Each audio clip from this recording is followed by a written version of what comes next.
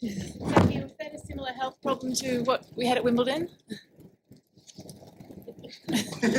No, I was just I got up this morning. I didn't feel very good, and I didn't feel like eating, but I had to get some energy.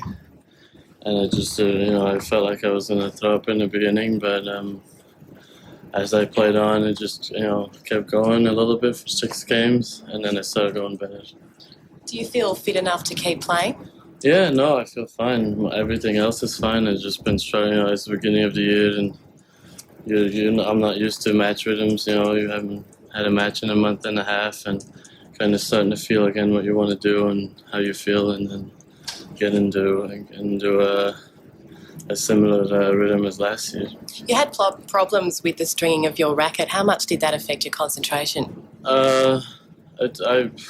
It was just frustrating because I was running, and every time I had to hit it differently because my tension was a little looser, and so I couldn't really hit my forehand as I wanted to. But it got me. That's probably why I lost the second set. But then it went better in the third. Have you had any more medical sort of checks since the end of the match after the blood pressure monitoring in the first set? What's that? Have you had any medical checkups after the match or anything like that? No, I'm fine. Yeah, I'm not dying yet. Kim, you played a really solid match. Is the way you're playing at the moment enough to beat Serena? Oh, well, every match is different, and I'm sure that when she feels, and that's why she's so good. She can raise her level. Like against the player she's playing, if she plays someone good, that she can, step her game up a few levels. So that's what those, especially Venus and Serena and players like Capriati and Davenport, they really have that in their game. So it's going to be interesting. I have to, if I want to win, I have to try to grab every chance that I get. And if I don't get any chances, it means that she's just going to be too good. Serena expects or says that she's expecting a fun match. Do you think it will be fun, or how seriously are you taking it? No. I mean, of course, it's a match, and I try to win every match, and I go for every point in here. But it's that you go into these matches with a sort of a little bit different mentality.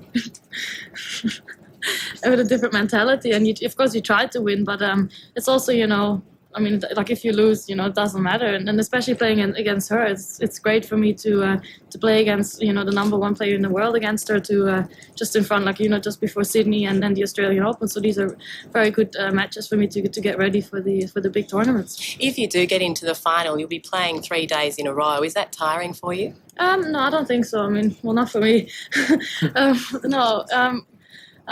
Because once we get into the tournaments, we have to do it as well, and then we're playing outside and in the heat and stuff. So so we're playing a little bit more. So it's and I've been practicing a lot, in my week offs, and so I'm getting used to playing a little bit more and a little bit longer. So it doesn't worry me. Serena was saying about the LA match that she lost that match because she was tired after playing 13 tournaments last year. She didn't seem to give you any credit. I think I was dead after my 25 tournament. Right, yeah. She didn't seem to give you any credit at all. What are your thoughts on that match? Oh, I mean, it doesn't really worry me what she plays. I thought I played a great match, and I thought I played good enough to beat her. And of course, it's always easy to say afterwards that she was tired. But I mean, if she was feeling tired, I'm sure she could have been, because she was playing a little bit more. After the US Open, playing Tokyo and Leipzig. But it's not that they played that many tournaments. That I think she had about 4 weeks off or something before LA. So.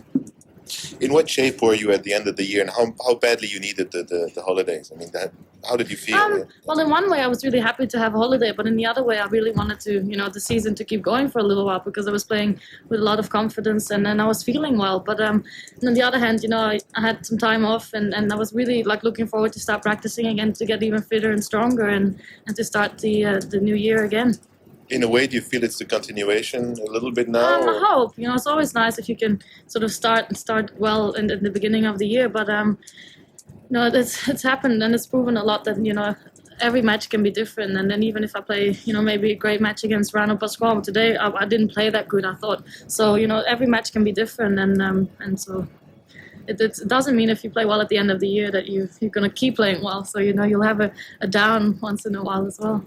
When you were preparing in Adelaide, do you hit with the other Australians over there, like Alicia, or mostly with Leighton and Jason, or what? No, but actually my coach came this year a little bit earlier, so I've been hitting with him and trying. I didn't, in the beginning of December, I tried to just get, physically fit and did a lot of running and gym work and stuff. And then towards the end of December, I started to, just before, a few weeks before Christmas, 2 weeks before Christmas, started hitting and doing a bit with Leighton, but also more with my coach. Considering the way you finished the year, does that give you new ambitions for this year? Anything? No, not really. I mean, it's always, I think I'm one of the only players who doesn't really set goals. I mean, I know for myself that I, put 100% in everything I do, and of course, I want to win all my matches that I play. But I don't really set goals. I just try to, get the best out of myself and have fun out there. Having played a Grand Slam final, don't you say, it's, one step further, or don't you think about it at all? No, well, that seems like so long ago already. I don't really think about those things. Even about LA, I don't really.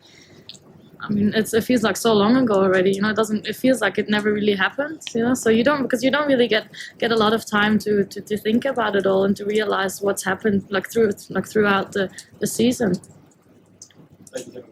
World number 4, Kim Clijsters and Xavier Malisse from their press conference. The great news for the 4th seeds is that they've made it through, still with a chance to make it to Saturday's final. Kim Clijsters, that could have been a tragedy.